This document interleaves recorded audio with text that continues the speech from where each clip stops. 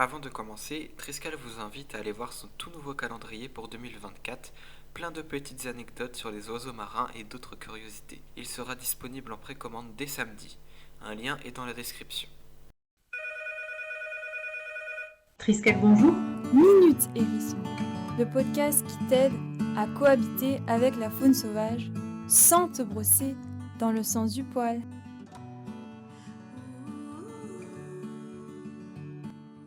La question de la fin de l'épisode 10 nous demandait combien de temps, sans l'avoir vu, une corneille peut garder en mémoire et reconnaître un visage humain. Eh bien, d'après des études et expériences, des éthologues ont calculé que la corneille noire était capable de se souvenir d'un visage humain 3 ans après ne plus l'avoir rencontré, ce qui est plus qu'impressionnant en sachant qu'il ne s'agit pas d'un individu de son espèce. Triskel, bonjour. Bonjour, alors je ne vous appelle pas pour un animal en danger, mais parce qu'on m'a dit que vous pourriez m'aider. Voilà, j'aimerais me créer un joli costume avec de belles plumes d'oiseaux pour un spectacle. Ah, je vois. Bon, je suis navré, mais je ne vois pas comment on pourrait vous aider. Nous ne fournissons pas de plumes. En fait, c'est interdit par la loi de récupérer des plumes ou toute autre partie d'un animal sans autorisation. Donc il va falloir changer d'idée de costume ou alors trouver des fausses plumes. Quoi ?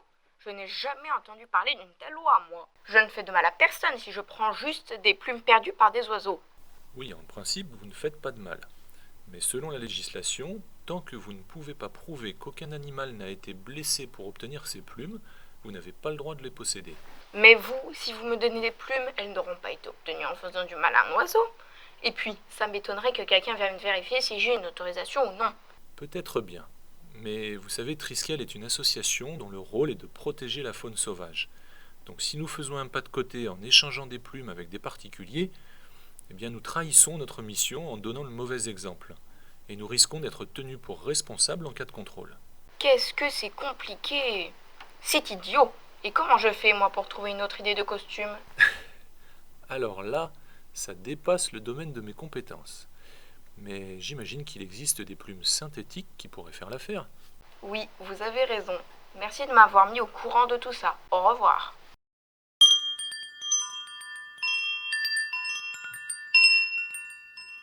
Mon jardin est largement plus beau que le vôtre, cher voisin. Oui, peut-être, mais chez moi au moins les oiseaux et les petits animaux peuvent faire leur nid avec tous les débris naturels qu'ils trouvent. La boue, la terre, les feuilles, les branches, les brindilles, la mousse, les poils de notre chien saucisse et même mes cheveux que je brosse à l'extérieur. Oui, mais tu sais, papa, tes cheveux que les oiseaux utilisent et que tu as teints hier, ils sont toxiques pour les oiseaux et ils peuvent s'en mêler autour de leurs pattes. Alors que chez moi, les oiseaux ont un nid déjà fait et un toit au-dessus. J'ai acheté tout ça en animalerie et j'en suis très fière. C'est largement plus douillet que vos cheveux. Et en plus, ce n'est pas toxique pour les oiseaux. Bon d'accord, il ne faut peut-être pas que je mette mes cheveux dehors, mais les poils de saucisse n'ont pas de teinture, eux. Ils n'ont pas de teinture, mais ils sont tout aussi toxiques à cause des traitements que l'on donne à saucisses contre les puces et les tiques. Ah, vous voyez, votre jardin n'est pas parfait pour les petits oiseaux, contrairement au mien. Alors monsieur, votre jardin est loin d'être parfait.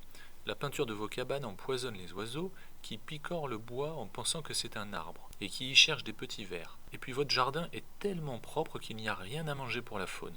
Ok, mais au moins, avec ma pelouse bien tendue, il n'y a pas de tiques et donc je n'ai pas besoin de traiter propre, mon beau chien. Peut-être, mais il n'y a pas non plus beaucoup d'autres animaux qui seraient attirés par un jardin trop tondu.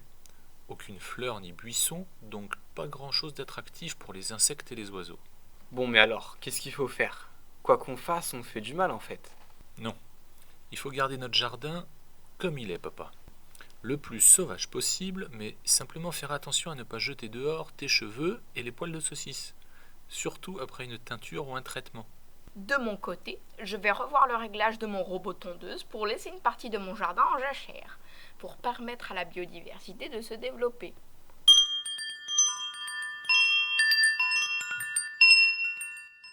Ce qu'il faut retenir, vous avez sûrement constaté que cet épisode ne se focalisait pas sur les animaux eux-mêmes, mais plutôt sur leurs plumes et leurs poils. Car même si ce sont des parties qui se détachent naturellement de leur corps, les plumes et les poils d'animaux d'espèces protégées, morts ou vivants par exemple, ne sont légalement pas autorisés au ramassage et à l'ornementation. Tout simplement parce qu'on ne peut pas prouver comment on se les est procurés. Alors, même si nous avons tous déjà ramassé des plumes, Rappelons-nous qu'elles ne nous appartiennent pas vraiment et qu'il est malheureusement facile de se mettre en défaut lorsqu'on n'est pas sûr de leur provenance, si elles appartiennent à une espèce protégée ou non.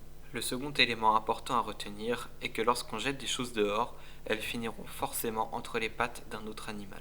Pour les poils de chien que l'on brosse dehors par exemple, nous conseillons de les y laisser uniquement dans le cas où les poils n'ont subi aucun traitement chimique. Auquel cas, ils risquent de tuer des oisillons dont les parents veulent les utiliser dans leur nid. Mais si vous voulez que votre jardin soit tout de même un paradis pour les animaux sauvages, le mieux sera toujours de les laisser aussi sauvages que possible, et pour ce faire, il suffit d'apprendre à considérer un jardin sauvage plus beau et vivant qu'un jardin trop tondu et sans aucun mystère. Et c'est maintenant parti pour une nouvelle question. À votre avis, les plumes des oiseaux sont composées du même matériau que les os, les ongles et les griffes ou les dents? Vous aurez la réponse au prochain épisode, mais en attendant, n'hésitez pas à faire part de votre avis dans les commentaires. La vidéo t'a plu? Alors laisse un pouce bleu et un commentaire.